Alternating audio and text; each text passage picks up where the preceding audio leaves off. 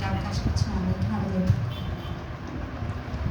2023లో మా ఫ్రెండ్కి మ్యారేజ్ అయింది. అయితే తన మ్యారేజ్ అయిన సెకండ్ మంత్ నుంచి నేను ప్రేయర్ చేస్తూనే ఉన్నాను. తన దేవుడు గర్భఫలం ఇవ్వాలి, గర్భఫలం ఇవ్వవా ఇచ్చుకోవాలి, అది తను పొందుకోవాలని నేను ఎంతగానో ప్రయాసపడ్డాను. అయితే నాకు ఒకటే ఉంది, తన అన్యురాలు కదా, నువ్వు చేసే ఈ కార్యం బట్టైనా తను మారుతుంది, తన గర్భాన్ని మీరు గర్భానికి అవ్వాలి. నేను రోజు ప్రేయర్ చేసుకుంటాను.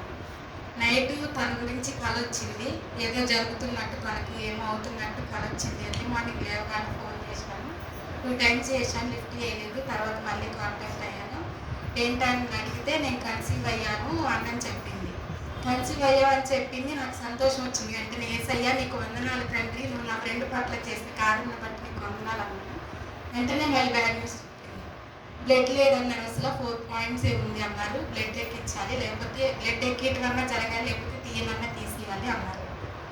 ఇదేంటి ఇప్పుడే శుభవార్త విన్నాను, మళ్ళీ ఇదేంటి నేనని వెంటనే యేసయ్య మళ్ళీ ఎందుకు ఇట్లా చెప్తుంది, ఏం కాదులే అనుకున్నాను. వెంటనే మోకరించా, యేసయ్య తనకి ఏం జరగకూడదు, ఆ బ్లడ్ కూడా ఎక్కించాలి. ఇప్పటికీ 3 bottles ఎక్కించారంట, హాస్పిటల్లో ఇంకా ఎక్కియాలని చెప్పారంట.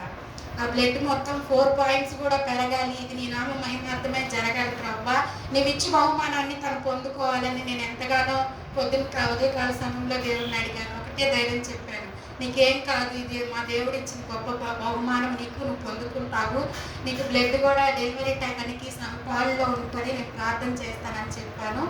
దేవుడు తన జీవితంలో చేసిన మేలుకై తనకు దేవుడు కృతజ్ఞతాస్థుతులు చెప్తున్నాను. మీరందరూ మీ అందిన ప్రార్థనలో తనకు డెలివరీ టయానికి బ్లడ్ పట్టాలని మీ అందిన ప్రార్థనలో జ్ఞాపకం చేసుకోండి. ఈ చర్చ్కి వచ్చి నేను 1.5 year అవుతుంది. నేను ఇక్కడ విత్తిన కన్నీరు బొట్టు ప్రతి ఒక్క దానికి దేవుడు నాకు దాన్ని నిజం చేశాడు.